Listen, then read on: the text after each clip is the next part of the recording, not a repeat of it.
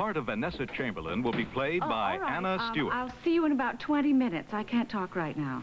Bye. If that was Joe Bradley you were talking to, you didn't have to cut your conversation short. I already know that you are all as close as you ever were and that everything else was just window dressing for my benefit. Diane, I don't know what you're talking Please don't waste your breath, Vanessa. I went through all of this earlier with Joe, and I have no intention of having my intelligence insulted by having to go through it all again with you and your father. Frankly, I think the three of you deserve each other. I'm going out for an appointment now. Daddy, I'll see you later. No, I'll come along with you, darling. No, I want to talk to you, Henry. Daddy, you don't have to take orders from Diane. You can see her at your own convenience. No, I might as well get it over with now, dear. You run along so you won't be late.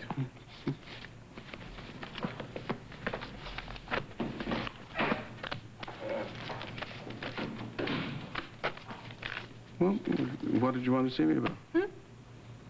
Oh, yes. Well, I was wondering when I could expect that first delivery of stock signed over in my name. Yes, I had a feeling that you might drag your feet on this a little bit. So I have worked out a delivery schedule that should keep anyone from becoming too suspicious.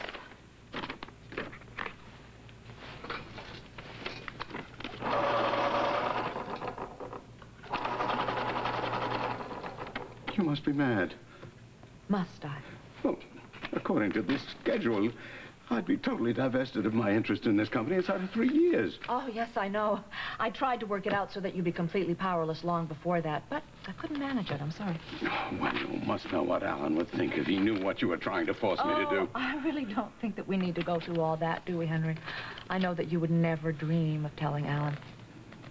However, if you should be so foolish, I would simply be forced to take Vanessa to lunch, tell her all about her half-brother, Sean Ryan, who could show up at any minute now and claim half of Vanessa's expected inheritance. But Alan would find out. He couldn't help but notice if you started controlling this much of the company's stock. Alan is very preoccupied these days, in case you hadn't noticed. Besides, that's an area of the company that he's always left to me.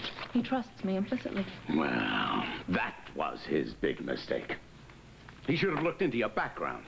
And he would have found out about that fraudulent deal you were involved in San Diego that sent your poor employer to prison. I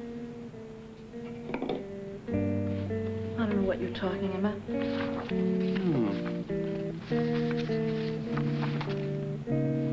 Maybe I have a little threat of my own.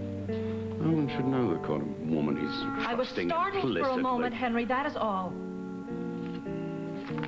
But if you know all about my employer's swindle in San Diego, then you must also know that I was completely cleared of any blame. I didn't go to prison. Now, that is a matter of record. So I guess you're right back where you started from, aren't you? But you'd better be very careful, or I will have to go over this schedule again and cut another year out of your time here. Now, I expect that delivery of stock, that first delivery of stock, by the end of the month, no later. I'm sorry that you're going to have to take such a tremendous loss on it, but, you know, that's the price people have to pay when they keep guilty little secrets hidden away all these years.